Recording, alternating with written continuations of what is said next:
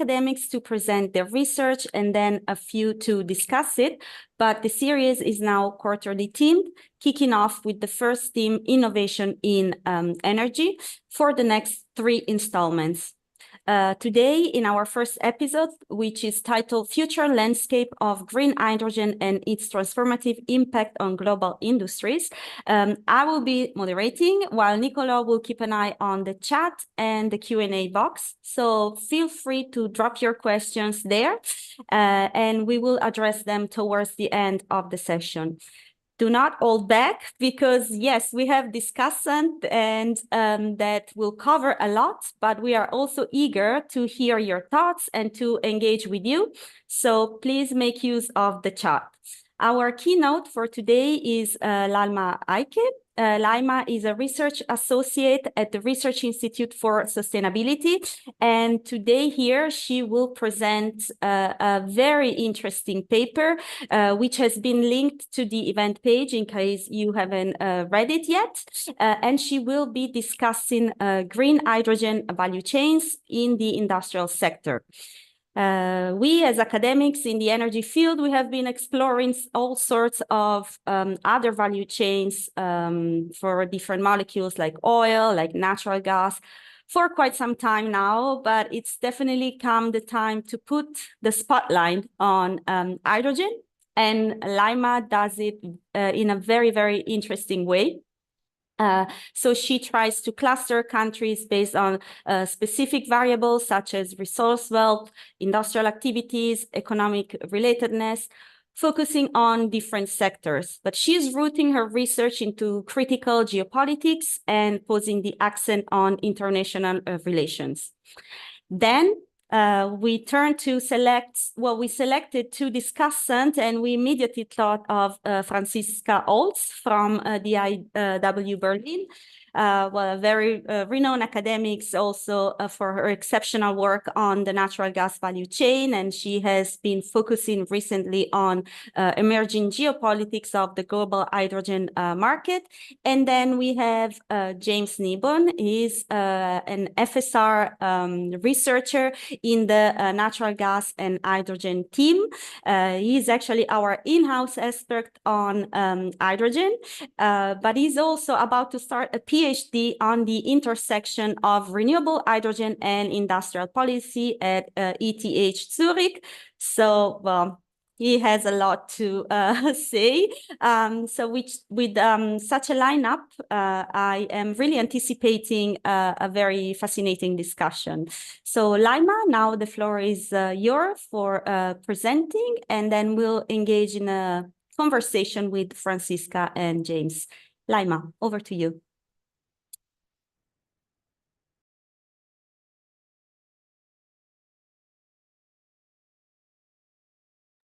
You need to unmute. Yes, yeah. Okay, great. Hello, everyone. Thanks for the very nice introduction. I'm very happy to join FSR Insights today and to get into the debate with you and to hear also your thoughts in the discussion later on. I hope you can see the presentation very well. I will present a recent work that I conducted together with my co-author Nicola de Blasio at the Harvard Kennedy School, and together we focused on the future landscape of green hydrogen and its transformative impacts on global industries, and we focused on geopolitical and market implications of these shifts in global landscapes. Just very shortly to start. I will start a little bit with the outlook concerning green hydrogen. We have heard more and more debates in the political sphere on green hydrogen and also in the industries over the past years. And it's clear, or it's very much expected that the green hydrogen demand will grow significantly over the next decade in order to enable the decarbonization of several sectors to fulfill emission targets to mitigate dangerous implications of climate change. And in many sectors, such as, for example, some transport applications where hydrogen uses are possible, there are also alternative technologies, and there's some competition across these technologies for offering the best solutions and most efficient solutions to decarbonize those sectors. And there's still some uncertainty, like in what sectors we will see how much hydrogen really being what kind of role in the decarbonization.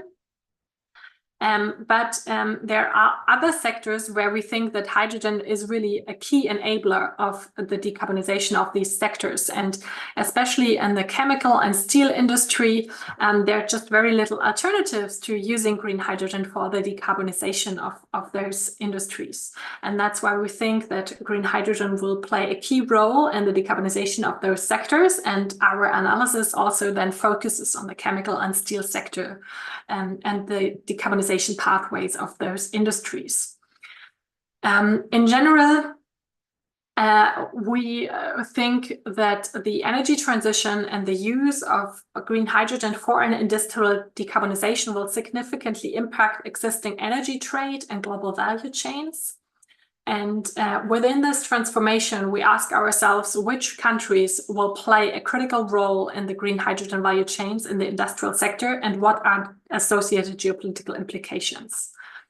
And maybe to give a little bit an overview about the literature and the thoughts that were like the background and the starting points for our research, there's a rich debate on the geopolitics of hydrogen, which is concerned with the gains and losses that countries might see as green hydrogen is playing an increasingly large role. And well, some authors argue that in order to determine those gains and losses, it's important to look at resource allocations and like which countries have the best potential for renewable energy resources. But we actually think it's not enough to just think about where are the best resource conditions for green hydrogen production and how can we get this hydrogen then transported via ships or via pipelines to current industrial clusters. But we actually think that those industrial clusters and the industrial production along value chains might actually change as well within the decarbonization pathways.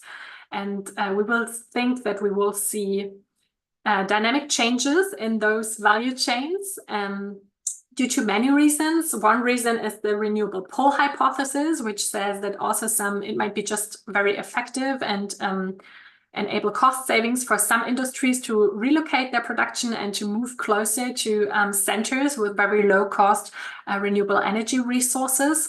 But the global value chain literature also argues for different reasons that might drive these changes. For example, higher economic revenues that come from really integrating various parts of value chains, also less transport costs, but also more control across value chain if several parts are integrated, and less geopolitical dependencies that might also play a role in these decisions.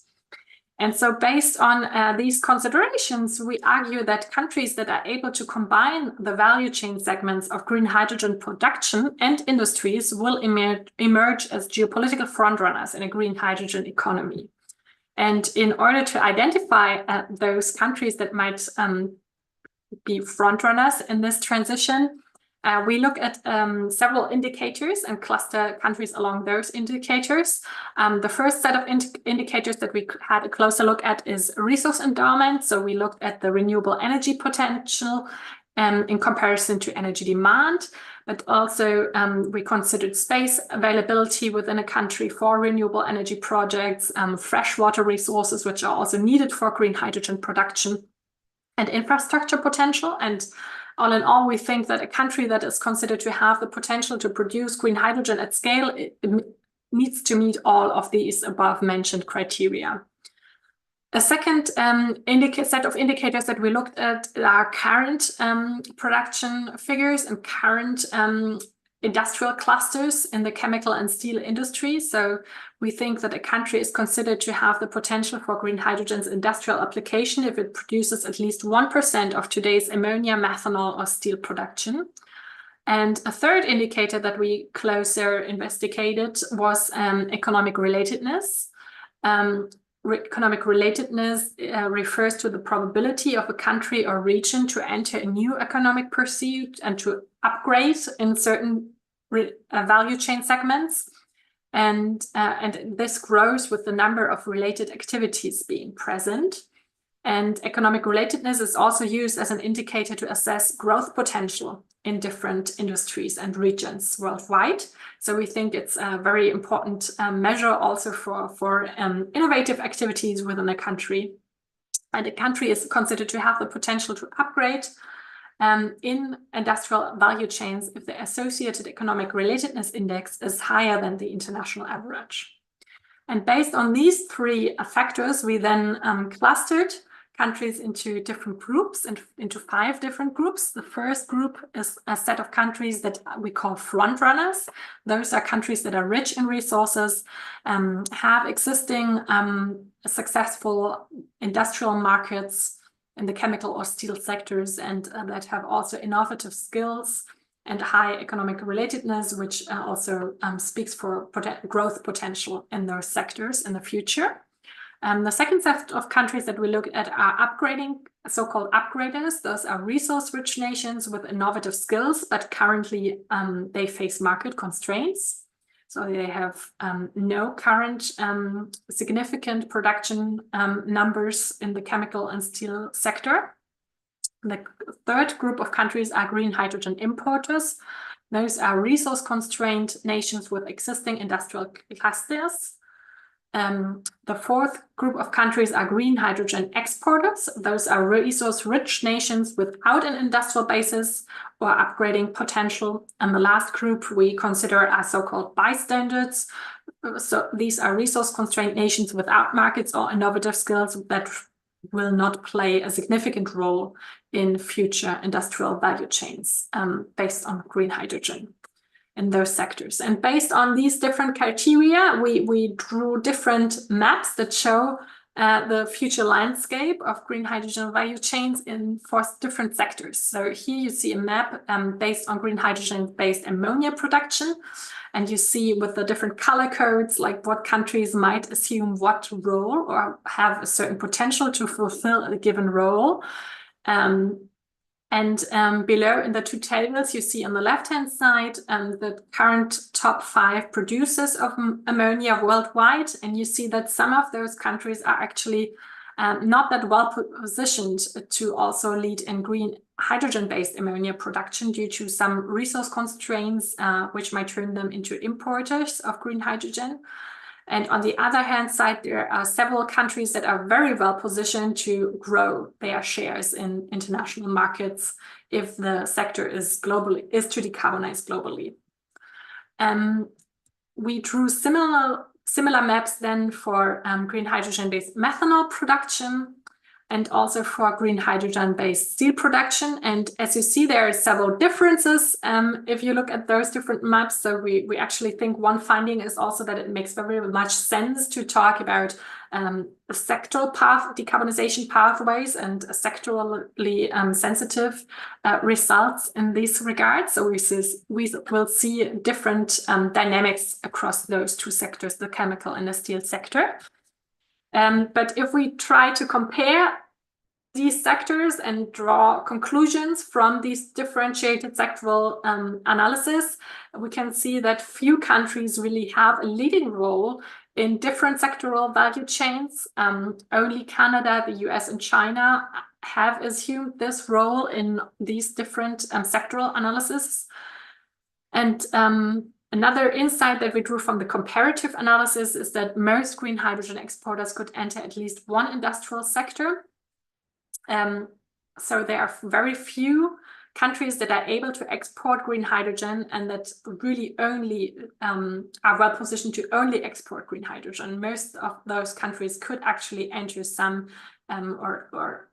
also include into their export portfolio some further processed industrialized production steps.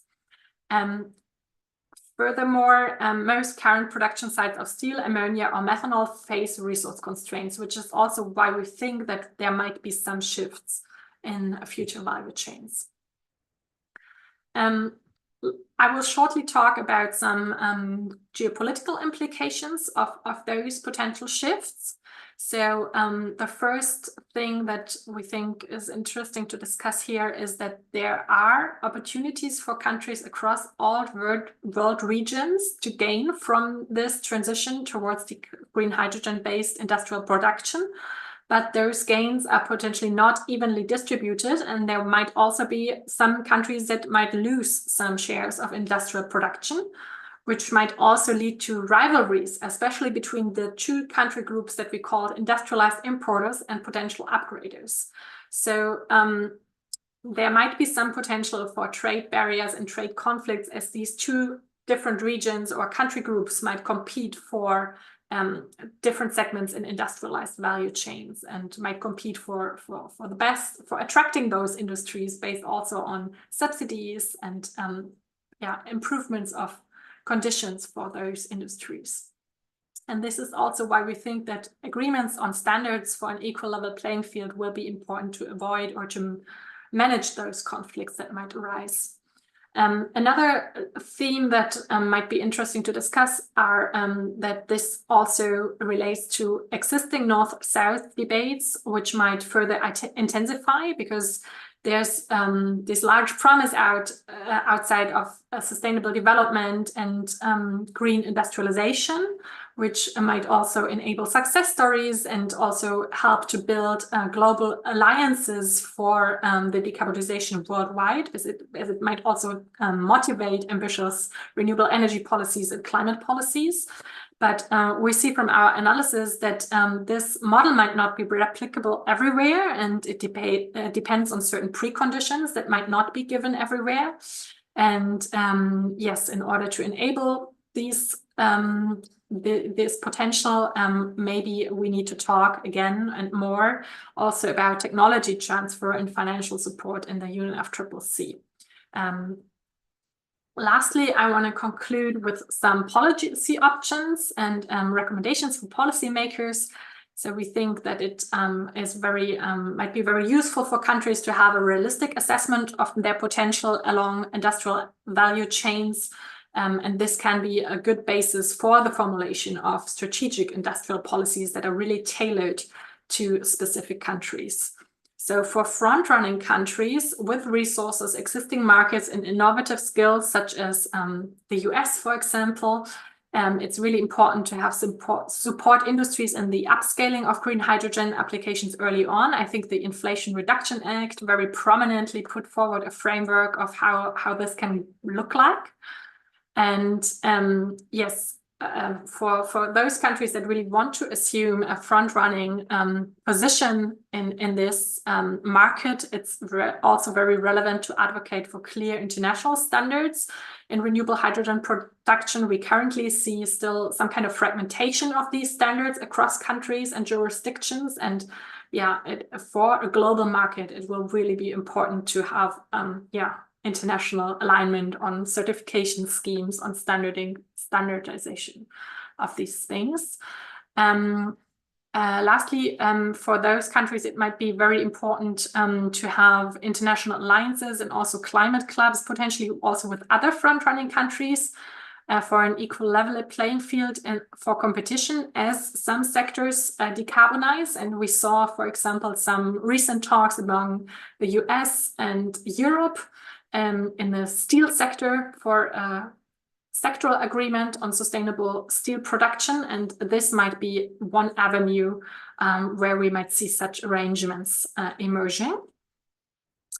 Second, for the group of potential upgrading countries, it might be very important to assess whether it makes economic sense to compete with industrialized importers. So those countries really face the choice whether they want to export hydrogen as a resource-like commodity, or also whether they want to additionally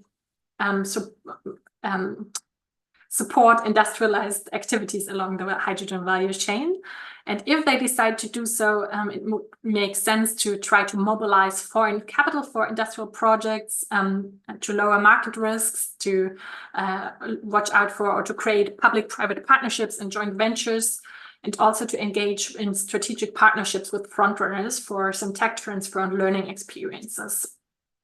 For green hydrogen importers, such as some European countries like Germany, it would be very important to stimulate innovation in key industrial sectors with public policy instruments. For example, for the German steel industry, they would need to consider whether it's really low costs, which are their most convincing selling factor, or whether they want to focus more on some innovative, very specialized production niches that can then also enable them growth in a specific segment of the market in the future.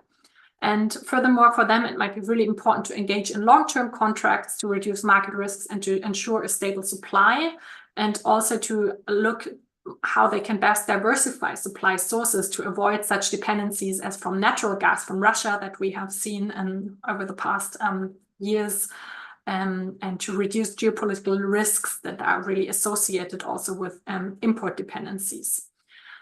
For green hydrogen exporters, it is important to decide whether they see themselves or envision themselves as a regional renewable or green hydrogen supplier, or whether they want to focus on global markets, because it has different implications for the infrastructure they would need to build up. And for them, it might also make sense to partner with import countries to have really also those long-term contracts in place that also help to build up infrastructure and reduce market risks. And lastly, for the group of bystanding countries, it's important to say that those countries might nevertheless need to think about strategic industrial policies in the field of green hydrogen, just not focused on the steel and chemical sector, which we analyzed in this paper. So it might be that those countries still need a hydrogen strategy for other sectoral applications. I will leave it there. If you are very much interested in the topic, I'm looking forward to your questions and comments in the debate. And you can also have a further, more detailed look into our research article and the scientific report and policy brief that my co-author Nicola de Blasio and I published so far. And you can also reach out bilateral after this session and write in emails or get in touch. Thank you very much. Thank you so much, Laima. That was great. Lots of food for thought, I must admit. So a quick reminder to all the attendees, feel free to populate the chat with your questions. Nicola is eager to read some good ones. So now let's turn our discussion to our two discussants. So maybe we can go first with Franziska. Would you like to comment? Let me do that. Thank you very much, Laima. It was really interesting. I felt you have so much more material that you restricted yourself here. And maybe I can sort of ask you some questions that make you share more insights with us. Maybe I have a lot of questions because I know you have a lot of detailed material. But let me select some questions first.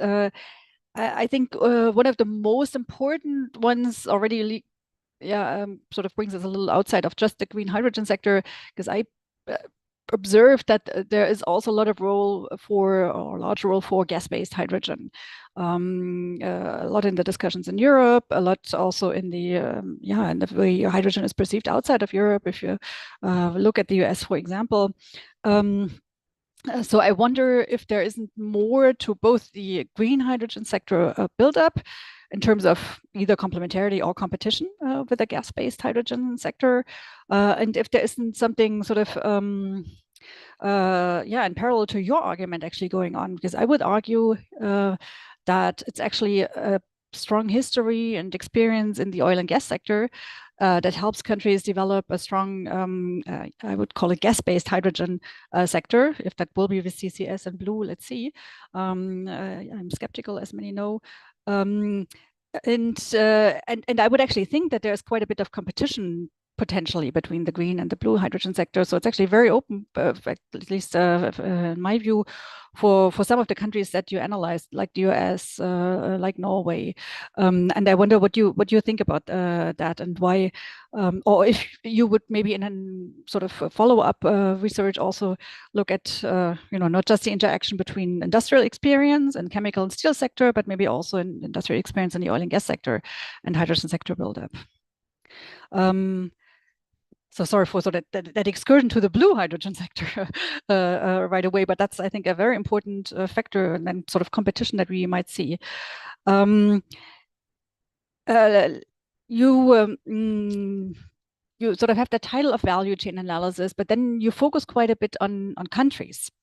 While when I look at value chains, I would actually look at companies as much as I can, because there's always a data limitation, that's for sure. But in the way that I've looked at value chains in the natural gas sector, for example, is taking transaction cost economics, sort of organizational modes of how are trading relationships organized, or commercial relationships organized. And you quickly mentioned that one important part in the natural gas sector that is long-term contracts.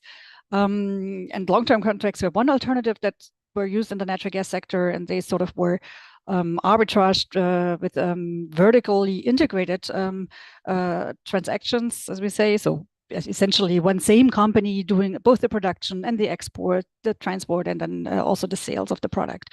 That could be one alternative. The other one is, as I said, long-term contracts, for example, on exports. And then the last one that we see more and more in natural gas, for example, with US LNG exports, is short-term spot sort of markets. So an open market with the many participants, so it requires a liquid market to actually do sort of spot marketing. And I wonder, since we're talking about a not yet existing market for the green hydrogen market, I wonder what you think, and there's no right or wrong right here. It's really more of a what's your perspective? What would help actually that market in developing in terms of organizational model? Between or in the spectrum of vertical integration, long-term contracts, spot markets between unbundled companies, because that's actually a part of that story. And my feeling at the moment is that we will actually probably see if that whole buildup of a hydrogen and a green hydrogen value chain is to be successful, we will see long-term contracts, and actually longer than what we are talking about right now. In the natural gas sector, we talked about 20, 25, 30 years, because this provides not just the certainty for the importers, those you mentioned, but also for the exporters to amortize their investments in infrastructure, both in production infrastructure, electrolyzers in this case, or any other upgrading infrastructure, but then also in transport infrastructure. And those are high capital intensive infrastructures, right? So I think there's an argument maybe in the for long-term contracts. And I wonder what's your perspective on that. And then maybe one sort of question out of curiosity. I looked at your maps, and I was a little surprised to see some regions in gray, sort of not allocated, that are popular quite often in the discussions. That is in South America, and also in Africa, in particular in West Africa. I wonder what's about them. Didn't you have data for them? That's quite potentially the case. Or why not those regions? And let me stop here. And there's certainly more questions from the others. Yeah, we appreciate your insights, Franziska. Some really excellent points you raised. But now let's swiftly move to James for his input, and then we'll have Laima share her responses. James. Okay, very well. In order not to completely flood Laima's brain with too much stimulus, I will keep it short. But yes, first and foremost, chapeau for the paper. I really, really like the subject. As you know, we discuss it on occasion when we get the chance. And it's nice to see experts such as yourself are delving into these more nuanced aspects of the discussion on green hydrogen, taking it beyond just simple export potential, import potential, these kind of things, transport costs and such. These are really the interesting questions now, I think, and it's really nice to see you addressing them, and also the wider RIFS team, because I think you're all doing interesting work on this subject. For me, another reason why the paper was so interesting is because you have so many maps, and I love maps. So I was really happy to just be able to go through all these maps. I think there are a lot of people like me who like to see these kind of visual representations, and I think you guys, yourself and Nicola, did a really nice job in making those intuitive. But that being said, there were a few surprises for me when looking at them, right? So when you were presenting this taxonomy of countries, I noticed, for example, that Australia was classified as a green hydrogen exporter, both in the form of ammonia and methanol, sort of as you might expect, but curiously not for clean steel. So in two of the industries, but not in the third. And as we know, I mean, they already export a lot of iron ore. They have plenty of land, cheap solar, established trade links for these products, etc. And even I've seen some projects that are looking at exporting green steel. So I don't know, there's potentially a disconnect between the methodology as it's applied and the projects that you see on the ground, or you know, as Francisca says, just perhaps like a little bit of intuition as to what you might anticipate based on the prevailing discussion. I don't want to put you on the spot specifically on Australia. I don't think that's fair, but if you could reflect on any country profiles that you were surprised by yourself, and, you know, let's say maybe a year on from writing, what you reflect upon that, particularly perhaps reflecting on the projects that have come in the intervening months. So I have some other questions, but maybe I just leave it at that for now. Okay, thank you, James. Very brief. So it would be great if now Laima could share our overall reaction, or just address one by one the questions as she prefers. So Laima, back to you. Thank you very much for these very interesting questions. Yeah, I'll jump right into it and address them one by one. So Francisca, thanks for your question regarding the role of gas-based hydrogen production, or blue hydrogen, as it's also called. I certainly think that we will see some blue hydrogen-based production also, blue hydrogen as one pathway to decarbonizing also parts of the chemical and steel industry production. And several countries also include blue hydrogen in their national strategies concerning hydrogen roadmaps for the next decade. So I think it's important to also consider this technology. And some countries, like for example the US, also just put in their definitions of clean hydrogen just some emission standards and emission targets, and don't then talk about green or blue hydrogen anymore, but just about hydrogen that's fulfilling these emission standards, regardless of the technology behind these standards. That said, I think I would love to present just one slide from one other recent study that we have been doing, because I think it very much speaks to this. Just very shortly, just to give you an impression. Sorry. So we have been recently doing at RIFS a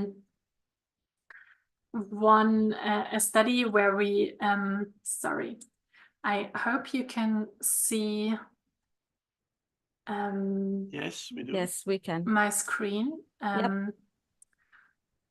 So when you can see this, so at RIFS we have been doing a survey across with managers across the financial and steel industry lately, where we asked managers and decision makers on investments and in their company with actual influence on investment decisions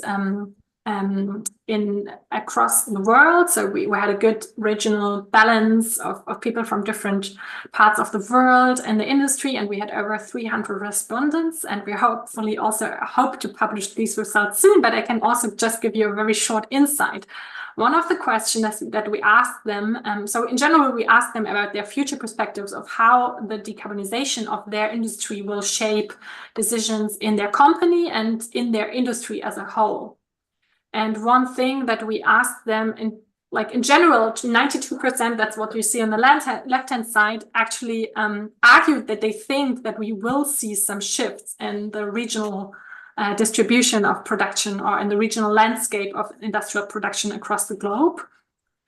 And then in another question, we asked them to rank different factors that might play a role in their considerations about future investment decisions or locational investment decisions. So what are the most important things they consider when they decide about where to invest in the future and where to build up production sites in the future? And low-cost renewables are like the single most important, by far the most important single investment factor that's relevant for their investment decisions, whereas low-cost natural gas actually ranks quite low.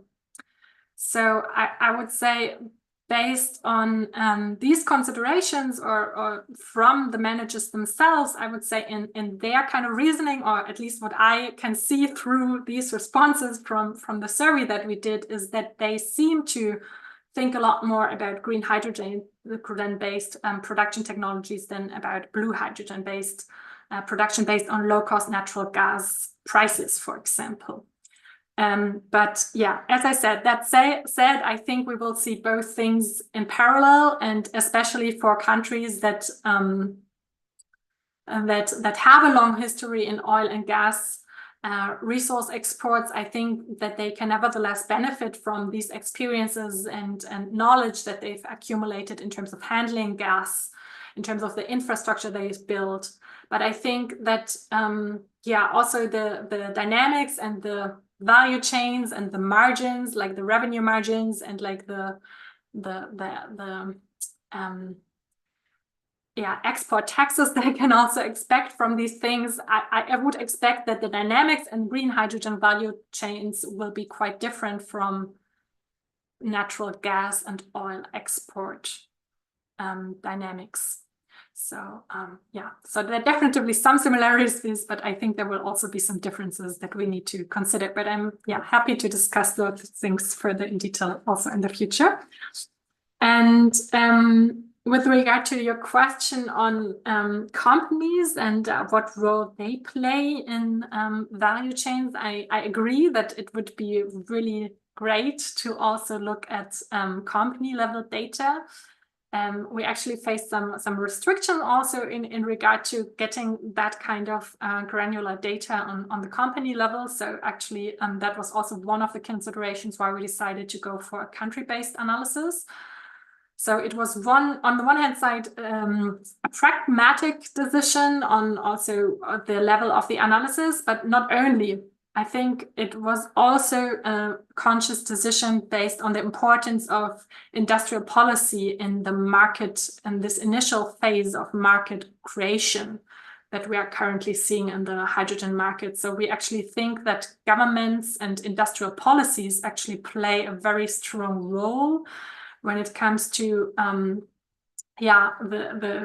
attractive creation of attractive locations for investments. So we see actually, for example, like how the Inflation Reduction Act in the United States actually led to shifts in investments on the ground already in the chemical industry, for example, where BASF, for example, announced to put on hold with any further investments in the European market and rather to increase investments in the United States along their, like across their company. And so we actually see that also like country policies highly matter in this initial phase, but it would be great to also look at like the different relations between companies and states and in this market development phase in the future. And yeah, it would be great to continue the talks on these things, to also maybe conduct some further research in this area. And yeah, I think you also had a further question a little bit on the outlook, or whether I think that long-term contracts might play a role in the market development. I think Yes, they do play an important role. I think it's to some extent we can maybe learn from previous historic examples of building up new markets in the energy sector for new technologies, but maybe also only to a certain extent. And it would be interesting to also compare those experiences and see what kind of lessons learned can be applied and what not. I think maybe just one thing that I find really interesting in this initial phase of market development was a recently started round of first bids for the first green hydrogen auctions from the European Hydrogen Bank that have been launched this year. And so I think that's actually a very interesting mechanism that's used to also see first price developments and the matching of demand and supply. And I think that's actually a really interesting tool that we can see in this initial phase of creating some kind of competition among projects and to have a market-based approach in this phase of market development. So I think that's something to watch out for. And a further word on the areas in the maps that you have seen as gray. So actually there were 2 shades of gray, and maybe this wasn't that well visible on the map. So one group of gray countries were the countries that we actually named bystanders, that we said would not play such an important role in those value chains. And then there was another group of countries where we actually lacked or faced some data limitations on, and where we lacked part of the data and where we couldn't make any classification into those country groups that we had. So in terms of for some Latin American countries that you mentioned, that was actually the case, that we lacked some data in this regard. So that's a pity. And maybe we can expand this in the future somehow. And maybe that's a nice bridge also talking about these difficulties when creating those maps and to the question that James raised in terms of grouping countries and whether we saw some or faced some difficulties with grouping some countries into these groups. I totally agree that, it was a hard exercise. And in some cases, like in Australia, with the steel sector, or also with regard to some countries in the Middle East that announced very ambitious also green hydrogen projects that were classified in our analysis rather as resource constrained countries, as they lack freshwater resources. We see some mismatch between projects on the ground and this theoretical classification. And maybe we would need to refine the criteria in the analysis further based on these empirical first projects on the ground. I think we wanted to create those maps not to show actually, like, I think those maps should not be understood as a prediction of the future, like a vision of that's how the world will definitely look like. It's more like, based on our knowledge today, we see this kind of potential.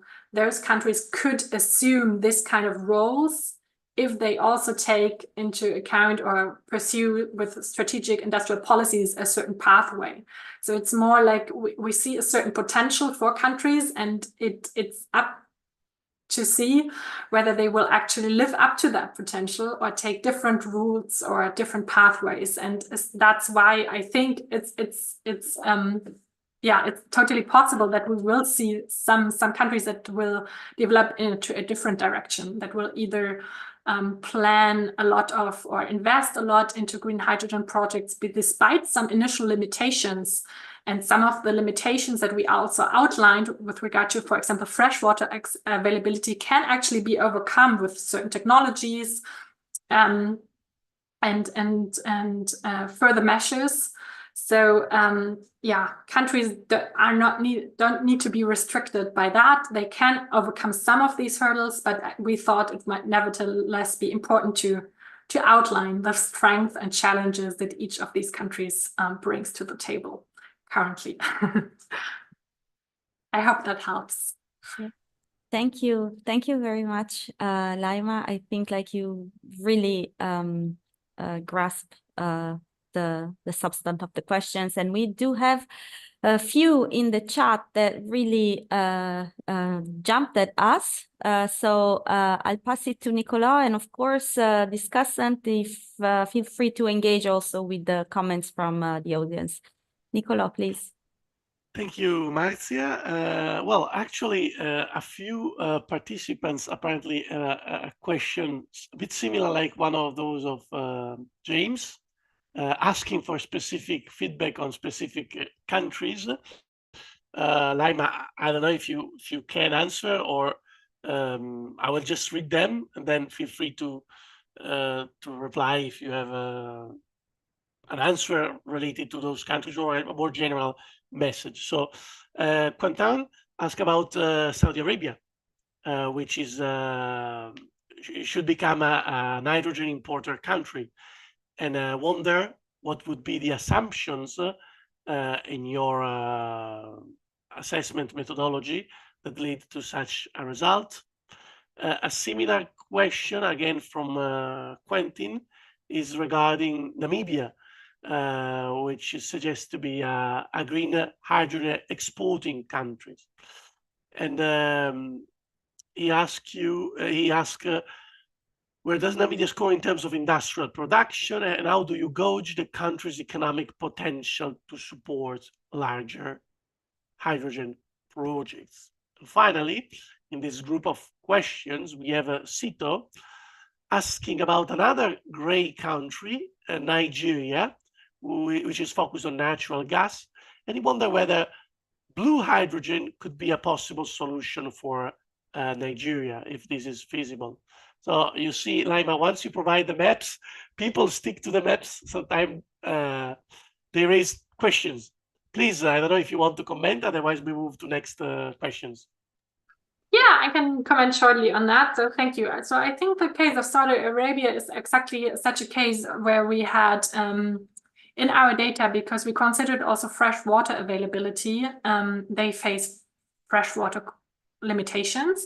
And that's why we, in our classification, this resulted in a classification as an importer country. But as I mentioned, with seawater desalination, for example, plants, one can overcome this restriction to a certain extent. And so we see on the ground that projects are being built to nevertheless produce green hydrogen, and this is possible. It just means that, yeah, those countries need to go an extra mile, so to say, and need to invest in this additional technology, which might increase costs to a certain part, which might also create in some countries internal conflicts or come with also environmental externalities. So it's something that needs to be considered in addition, but it's a limitation that actually can be overcome, and does not need that mean that the country, would actually need to import green hydrogen. It's just a certain limitation that this country faces in that regard.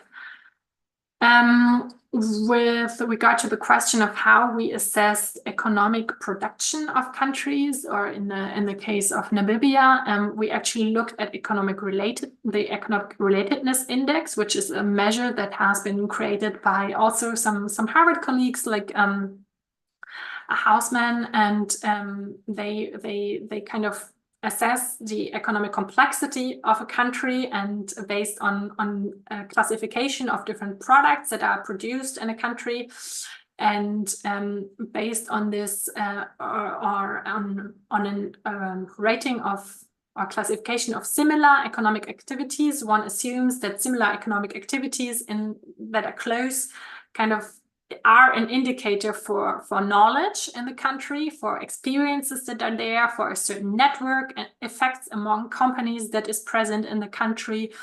And this figure has, or this measure of economic relatedness has indeed been very successful in other studies to assess the economic potential, or also predict future growth in a certain sector. And that's why we kind of looked at this measure to assess the economic potential of countries. And yes, with regard to some further African countries, like we faced very many data limitations also to in some other African countries, which is a pity. Yes, but it's something that we couldn't resolve in this analysis, but it would be definitely interesting to have a more granular analysis of some African countries. And I can at this point just mention that at RIFS, and the Research Institute for Sustainability, where I'm working, we actually did some more intensive, in-depth country case studies with actually based on actual field work. For example, in Algeria and Morocco and Mauritania and South Africa and also Namibia. And we published country reports on those countries and yes, the current state of hydrogen projects and policies and different stakeholders and like, yes, hydrogen market developments in those countries. And if you're interested in these outlooks, you can find them on our websites. It's just, yes, in those cases, it was harder to classify them in such a global scale comparison and relied more on in-depth country research to capture those developments in some countries where we face these data limitations. And lastly, with regard to the question on prospects for blue hydrogen developments, I must say that's a limitation also of our study. Like we only looked at green hydrogen-based value chain development. So based on this research, I cannot tell much about like the differences in potential for blue hydrogen-based value chains and production. But it's, as I said, I think to some extent we will see those two technologies being developed in parallel. Thank you, Laima. Actually, there is a flood, it's a joke of words, of questions about fresh water and the role of fresh water. I know that maybe James wants to comment a bit on this. Is it correct, James? Yes, I'm more than happy to comment on it. You already mentioned it, Laima, with this point about desalination, that the technology exists. But for me, reading the paper, it was the aspect perhaps that stood out most, or at least that made me stop and think most, and sort of question the application of the term natural resources and its factoring in the classification based on constraints, because I think you sort of surmised its impact as, it's expensive. As you said, there are these kind of potential environmental impacts, but the analysis that has been done on the expense per kilo of hydrogen tends to conclude quite consistently it's sort of cents on the dollar, it's almost negligible. So in the context of countries that present profiles with abundant space and cheap enough renewable electricity, which is of course the key factor both for desalination and for hydrogen, it seems like the point in the methodology that is probably driving the biggest wedge between what we see on the ground in terms of the reality of projects committed to and what your sort of rationalization of that future might look like. And yeah, I guess, there's only so much you can say on this. The paper has been done, right? But I think this would, I guess, my assumption would be this would probably be your biggest reflection looking at it now and that comparison.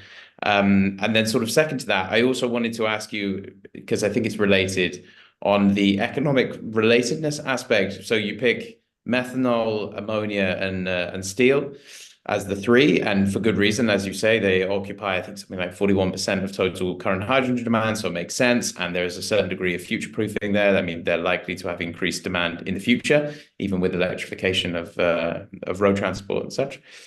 But I wondered about the relationship between those two, so between methanol and ammonia specifically, because they're both chemical sector specific, or at least adjacent for a portion of the demand, if not a considerable component. And I wondered, just as you did the analysis country by country, did you find that there was a high incidence of overlap of methanol and ammonia? And how would you reflect on that as two choices of industries? Were there plenty of countries that had methanol and steel and plenty that had ammonia and steel, or one that had methanol and nothing else, or just ammonia and nothing else? Because my hypothesis would sort of be that if there's a high incidence of ammonia, there's probably a high incidence of methanol use as well. I might be wrong about that, but I would just be interested when you're going through the data. So yeah, thanks very much for reflecting on those. Yeah, thanks. I think for me, those would both be points that I would just write down and say, well, I'd love to go back to the data and have a closer look. And so thank you for these this inspiration and these suggestions. So I think it would be totally possible to go back and see whether some modifications in terms of how we factor in water demand or water availability. Whether we can, I don't know, insert another further condition of having coastal or access to seawater, for example, for example, like this. Because there are countries that are landlocked, of course, in the map, right? Yes, and then it might change. So something like this could be a further modification that could be done in addition to our existing model. And also, like, one could think about a closer investigation of interrelations or between those different segments of the biochains that we looked at, or these applications of ammonia, methanol, and steel, and how they, what kind of, or whether it would make sense to actually cluster them together and as one and call it like the chemical sector and take them together, or whether we would think we miss too much granular differences. So actually that's something that we have not considered yet. So I think I would just write down those 2 points and yes, thank you.